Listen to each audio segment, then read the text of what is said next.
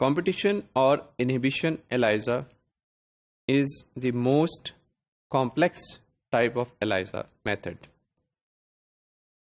इस मेथड में हम एंटीजन या एंटीबॉडीज की कंसंट्रेशन डिटरमिन करते हैं by interfering the process, means by interfering the antigen antibody binding. Therefore, it is also known as inhibition ELISA.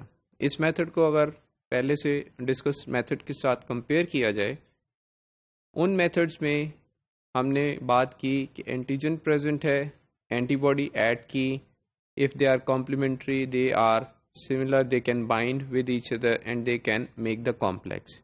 और उस कॉम्प्लेक्स फॉर्मेशन की बेस के ऊपर हमने कलर चेंज की बेस के ऊपर उनकी कंसंट्रेशन डिटरमिन कर ली.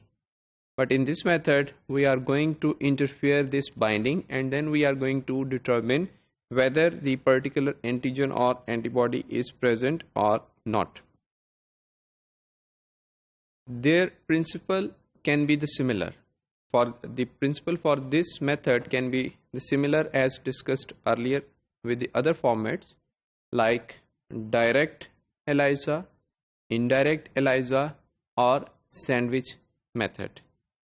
And this method is often used when only one antibody is available for any particular antigen, or the sample which is available is very small.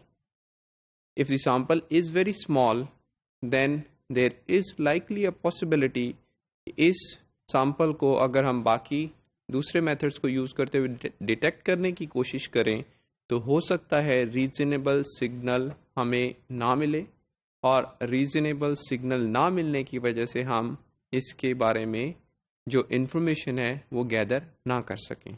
इसलिए हम एक कॉम्प्लेक्स मेथड यूज़ करते हैं if the sample is small और if only one antibody is available.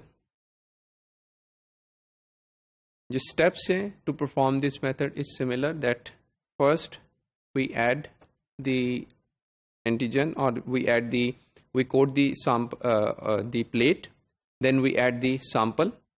After coating, blocking, washing steps, we proceed further to see if the signal is present or absent. अब इसमें दो चीज़ें parallel देखने वाली हैं. एक हमारे पास जो कोटेड एंटीजन है वेल में, और एक हमारे पास फ्री एंटीजन है जो कि हमारे सैंपल में है. When we add sample in the well and both the antigens are similar, जो कि बेस कर रही है, कोट कर रही है वेल को, और जो कि फ्री एंटीजन है, if they are similar then there will be a competition for binding with the antibody. If sample antigen is high, that is free antigen is high, it will bind with the antibody and it will not bind with the antigen which is coating the well. And similarly, if the free antigen is less, then more and more antibody will bind with the coated antigen, and that gives us strong color. Free antigen antibody complex during washing steps is going to be removed. So increased intensity of the color versus decreased intensity of the color, that will tell us whether the antigen will be more in the sample or less in the sample. High sample antigen concentration will give us low signal output. Small or little sample concentration will give us high color intensity because of the reason that most of the antibody has bound with the antigen that is coating the well. This diagram briefly shows that inhibition or competition ELISA works on what principle. This particular picture shows you that we have this coated antigen which is coating the well, Then we added the sample in this well. This sample has a similar antigen, which is now free antigen or freely moving antigen in the liquid phase. Then we add the antibody. This is a primary antibody, and this antibody is meant for both the free antigen or the coated antigen.